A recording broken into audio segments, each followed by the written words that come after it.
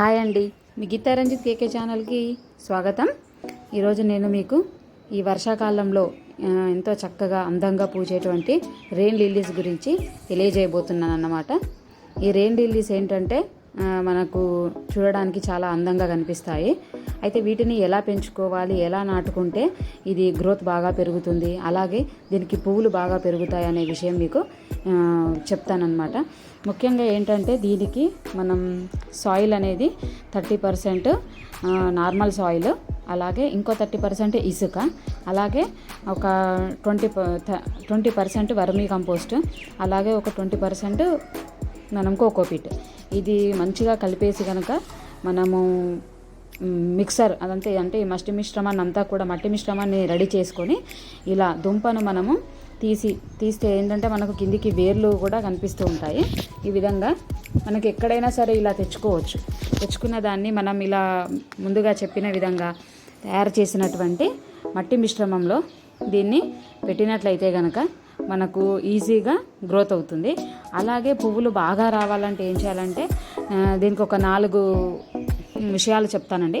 First ఏంటంటే దీన్ని compulsory సూర్యరశ్మి కనీసం రోజుకి 4-5 గంటలైనా పడేటట్టుగా ఉన్న ప్లేస్లో దీన్ని పెట్టుకోవాలి.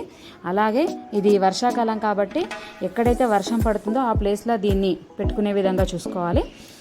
నెక్స్ట్ ఒకవేళ అలా పెట్టుకొని ఛాన్స్ కనుక ఉన్నట్లయితే కనుక మనం రెయిన్ వాటర్ ఎలాగైనా సేవ్ చేసుకొని రెయిన్ వాటర్ అయినా కనీసం వీటికి అందిస్తూ ఉండాలన్నమాట. నెక్స్ట్ ఇంకోటి ఏంటంటే దీనికి తప్పకుండా కూడా మనం మట్టి మిశ్రమం అనేది ఇంపార్టెంట్.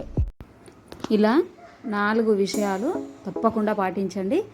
రెయిన్ లిల్లీ చాలా ఈజీగా పెరిగి మీకు మంచి పూలు ఇలా చూడడానికి అందంగా చక్కగా ఉండేలాగా పెరుగుతుంది.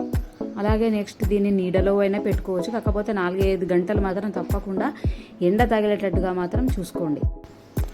ఓకేనా ఫ్రెండ్స్, మీ అందరికీ నేను రెయిన్ లిల్లీ గురించి చెప్పిన విషయాలు నచ్చాయని అనుకుంటాను.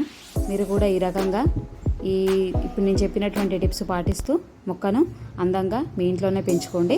అలాగే నా ఛానల్ని తప్పకుండా సబ్స్క్రైబ్ చేయడం మాత్రం మర్చిపోవద్దు.